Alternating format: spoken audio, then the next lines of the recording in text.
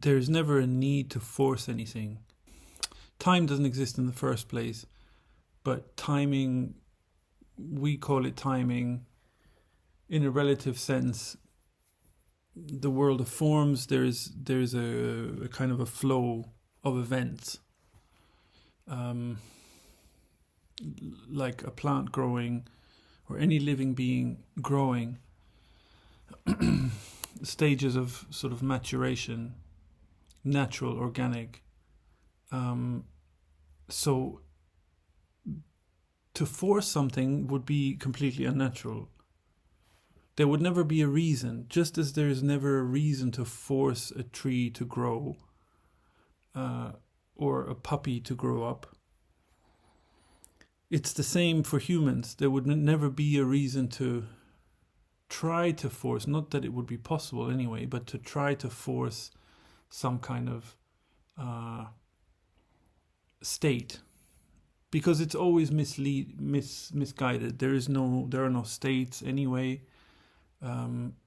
So a forcing would just happen according to some kind of an idea. Oh, this method might get me there. And on the point of arrival, to arrive somewhere before the time can actually be very unfortunate. I often think about an example of a friend who was going to catch a bus with other members of her family, and they had just eaten, and for her, she didn't feel like rushing after eating, but they had to rush to catch this bus.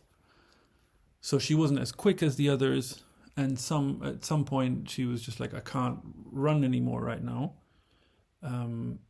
And as a consequence, they missed the bus, and so she got berated by her family, and lots of anger, lots of shouting. And what happened in the end was that the bus had an accident. Everyone on the bus was killed.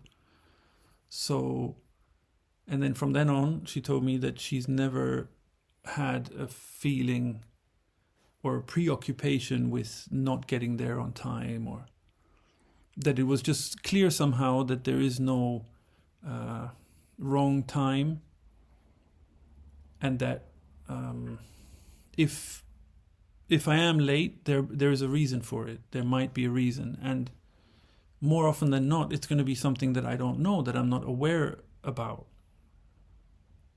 So it's the same for kind of a no going back freedom, right? So because we're dealing with psychological things, because we're dealing with patterns, the way nature unfolds, it knows best in any situation. So it would also know best how to divest us of blockages, psychological blockages that might occur. So these get taken away in a way that would preserve our sanity and things like that. There is, in my opinion, there's few things that are more tragic than an assumed freedom. Like the actual freedom, it's very delicate. There's something very delicate about it. Getting free, for lack of a better way of putting it, is a very delicate moment, which can be hijacked, and it's a tragic thing to assume that we've become free when that's not the case. Like to make something of it. So if we hijack it, that freedom is gone. We've allowed the ego to appropriate it. So the moment is very delicate, and it needs some kind of it needs safeguarding. So to make something of it, to big oneself up over it, it can be missed like this. So and the the safest thing is to not force anything, which we can't actually do anyway.